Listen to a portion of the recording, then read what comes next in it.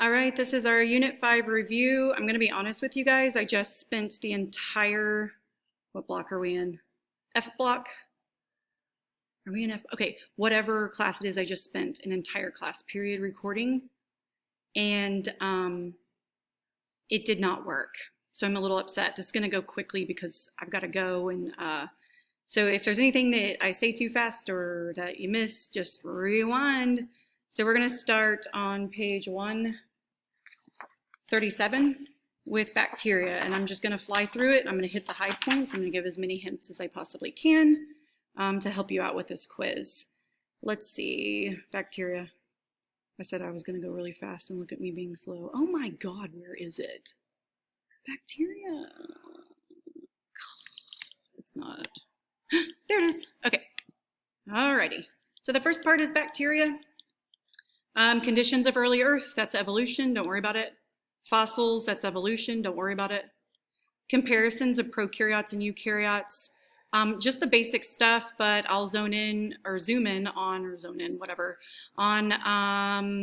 prokaryotes. Have a single circular DNA, and they reproduce through binary fission. They do not have a nucleus or membrane-bound organelles. Eukaryotes have usually multiple linear chromosomes, and they do mitosis and meiosis. Okay, so know that prokaryotes do binary fission, not mitosis and meiosis. The anatomy of a bacterial cell, they do have ribosomes, they do have a plasma membrane, they all have a cell wall. All bacteria have a cell wall. Just repeat after me. All bacteria have a cell wall. They also have a plasma membrane. They do not have a nucleus. They do not have membrane-bound organelles. The cell wall of a bacteria is made up of a sugar-protein complex called peptidoglycan. And I talked about gram-positive and gram-negative and staining and all of that stuff. I just need you to know the cell wall of bacteria is made of peptidoglycan. Yay! And that's what gets stained when you do staining of bacteria to look at under a microscope. The word taxis means movement, and the flagella is used for movement. You would need to be able to match these words to their definition. Photoautotroph, so I'm on metabolism. Photoautotroph gets energy from sunlight. Chemoautotroph gets energy from chemicals like sulfur. Heterotrophs require organic nutrients, so can't make their own food. All right, bacteria that lives in the soil, or bacteria that live, in the soil do something called nitrogen fixation, where they take atmospheric nitrogen and they convert it into a form that plants can use. That's the chemistry of it. You don't need to know that. That's just an FYI. All right, genetic diversity in prokaryotes. They do asexual reproduction through the process called binary fission, which means they end up with clones of themselves. So how do they get any genetic diversity? One way is that there are errors that are made during DNA replication, so they can have mutations. That's one way to have a difference. And then the other way is called genetic recombination. And so we had 3 methods of genetic recombination that bacteria use: transformation, transduction, and conjugation. Remember, transformation is the uptake of foreign DNA from its surroundings. I have a phone call, hold on. Okay, sorry, I just had a phone call. Where was I? Okay, transformation is the uptake of foreign DNA from the surroundings, and I need to make sure this video is still gonna work. Hold on. All right, looks like we're still good to go. Yep, just knowing the idea behind transformation. They're taking up a plasmid, and the plasmid could be genetically engineered. All right. Okay. Picture, da da da da da. Just the definition of transduction is a virus carries bacterial genes from one host to another and recombines the DNA. So that leads to genetic diversity or variation. Conjugation is when one bacterial cell donates its DNA to another, and it has to have a sex pilus or a pilus to do that. So that's the only way it could do it. And so what would this bacteria be sharing with this other bacteria through its sex pilus? Probably a gene for antibiotic resistance. So they take care of their friends, which is not good for us, but good for them. You know, that's so nice of them. Archaea is not on the quiz. I will touch back on Archaea when we talk about evolution. Okay, I know I'm going fast, but man, I made a good video and it just deleted. So mad. All right, biotechnology, quick overview. Here we go. Okay. I'm really not asking these vocab words, but you know, biotechnology is just manipulating an organism and its genome in order to make useful products. Biotechnology usually uses recombinant DNA, so DNA that's been artificially made. Our first biotechnology procedure that we learned was called PCR, polymerase chain reaction, and the purpose, so you need to know two things. The purpose, well, like three things. The purpose is to copy DNA, make bunches and bunches of copies, like billions, without the use of cells. The second thing that you need to know is that PCR, the first thing that's done is heating. So if you're wanting to make new DNA, you got to have DNA polymerase to do that because that's its job. But you can't use human DNA polymerase because it gets too hot. So the DNA polymerase that's used is from it's called Taq polymerase, and it's from a heat-loving bacteria because they already are used to this hot temperature, and that's the temperature at which the enzyme works the best. Yay! So you make lots of copies of DNA. The second procedure we learned about was gel electrophoresis. This is a way to compare DNA samples. It can be used for disease diagnosis and forensics. You diagnosed a virus, sorta, using it. So if you look at the picture, this should look familiar. You guys did a lab with it. So a restriction enzyme is put into the DNA samples and it cuts it at specific places, and you're left with fragments. So if two DNA samples match and they're the same, the restriction enzyme should have cut them the same, therefore they have the exact same fragments. So you'll end up with the same banding pattern. All right, I need you to know that the DNA is loaded into these wells on the negative end, and that the DNA fragments move towards the positive end. And the reason why is because DNA is negatively charged and it is attracted to the positive charge here. The other thing you need to know about this is that the shorter and smaller the fragments are, the faster they move.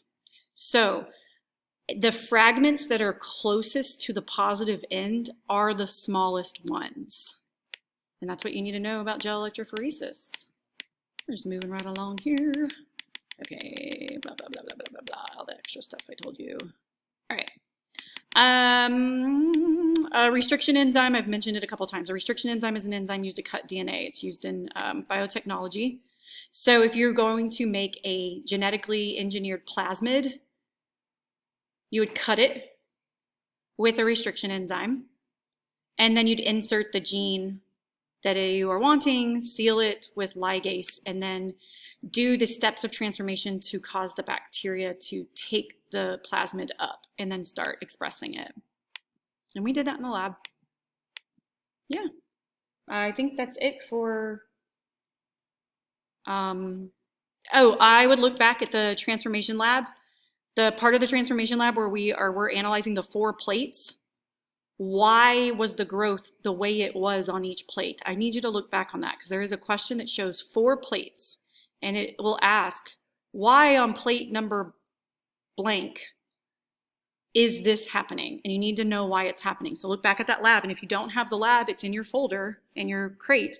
And if you still don't have the lab, I don't know, man, I guess get it from a friend. That's biotechnology. Now viruses. Sorry, I'm in kind of a hurry right now. I gotta go. All right, we did viruses. Okay, so you need to know what do bacteria and viruses both have in common, and the only thing they both have in common is that they both have genetic material. That's it. A virus is made of 2 things, genetic material and a capsid, and the capsid's a protein shell. Some viruses have a viral envelope, but not all of them. All viruses have genetic material and a capsid. You need to know the reason why a virus has a limited host range. That means it will only infect certain species. It also has, it's tissue specific. It would only infect certain tissue. So like COVID isn't going to cause a bladder infection. It's going to infect the cells of the lungs. And the reason is because the proteins of the capsid fit the receptors of those cells. If it doesn't fit, it doesn't infect. So COVID does not have proteins that fit the receptors of bees. So bees can't get COVID. They have their own slew of viruses that I have to like watch out for with my bees, but they can't get COVID. All right. Viruses come in all shapes and sizes, but there's two things they have in common. They all have genetic material. They all have a capsid. So remember that. You can skip that, skip that. Just the general steps of viral replication and the cycle. It enters, it uncoats, it replicates its genetic material, makes protein, makes more virus, the virus leaves. Bacteriophages are viruses that infect bacterial cells, and they're unique in that they have two cycles that they'll alternate between. The first one's the lytic cycle. So the lytic cycle, the phage injects its DNA, new bacteriophages are made, they are released, and the host cell dies. The lysogenic cycle, on the other hand, is considered latent, and it's on this right side. It will just incorporate the DNA. The bacteriophage virus will incorporate its DNA into the host cell's genome. And this is the bacteria. The bacterial cell is the host. And it'll just leave it there. And the bacteria cell will replicate the DNA and divide, and replicate the DNA and divide. And then when some kind of stressful event, like UV radiation or chemicals, trigger the bacteria, it will then revert into the lytic cycle, or it will be triggered to enter into the lytic cycle, where the virus gets made, released, and the host cell dies. So I know the difference between those two. Animal viruses have an envelope, and the reason they have an envelope is so they can fuse with the cells and be undetected. We talked about HIV. HIV is called a retrovirus, and the reason it's called a retrovirus is that it comes with RNA only as its genetic material, and it comes with an enzyme called reverse transcriptase. And reverse transcriptase is then used once the virus enters the cell. This enzyme is used to reverse transcribe RNA into DNA, and then the DNA is inserted into the chromosome of the host. And it can be latent, as we talked about in class, for a while. So that's why it can take several months to actually register positive for HIV, and it could take months to years to even have symptoms. Okay, this picture is just showing you what I told you. HIV enters the cell, reverse transcriptase reverse transcribes RNA into DNA. The DNA is incorporated into the host's chromosome. New virus is made and then released. You don't need to know these details. You don't need to know this. You already know what a pandemic is. You don't need to know Zika, dengue fever. You need to know what a vaccine is. It is a weakened virus or a part of a virus. So it has the word for a part of a pathogen is called an antigen. So remember the word antigen. That's a part. It's usually a protein. It's a part of a pathogen. A vaccine is used to prevent infection. Antiviral drugs are used to treat viral infection. You don't need to know viroids. You don't need to know prions. They were just interesting. Right. For the immune system, the only thing I've ever seen College Board ask about is this part, B cells. So it's nice to know the whole picture and how the flow of cell-to-cell communication occurs. Macrophages are going to communicate with T cells. T cells then communicate with B cells. But the most important thing to know is, what do B cells do? They release antibodies. Antibodies are Y-shaped proteins that fit the proteins on the outside of a pathogen.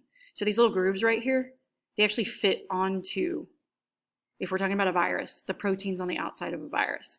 And they surround the pathogen and neutralize it so it cannot infect any cells. And then this process also alerts macrophages to come and eat the virus that is surrounded by antibodies.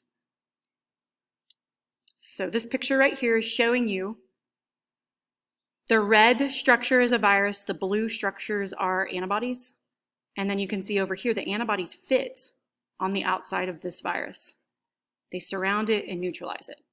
Down here, it's showing you once the antibodies surround and neutralize the virus, macrophages come over, this big old yellow thing, and they eat it. Yay, no more virus.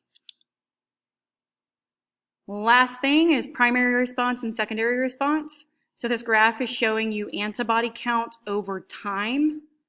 Primary response is either a vaccine or a first infection. Secondary response is subsequent exposure. So in the primary response, it takes 14 days for antibodies to be at their maximum level and for a person to really not be contagious anymore. So that's why you are supposed to quarantine 14 days with COVID. You should quarantine 14 days with the flu, but you know, it is what it is. That would be a lot of school missed. So we don't do that. But at the around the 14-day mark is when antibodies are at their highest with the first infection or the vaccine. Then the antibody levels go down, but what is kept are the memory B and T cells. So upon subsequent exposures, the memory B and T cells are triggered. The B cells release lots of antibodies. Secondary response means a ton of antibodies are released. They neutralize the pathogen. You don't get sick. All right, I think that's it. Yeah. Oh, that's it. How much time did I do? 16 minutes. My video before was 24 minutes, but I had a lot of like stupid comments that I was making. I basically said everything. If you have any questions, email me, let me know. All right, talk to you guys later. Bye.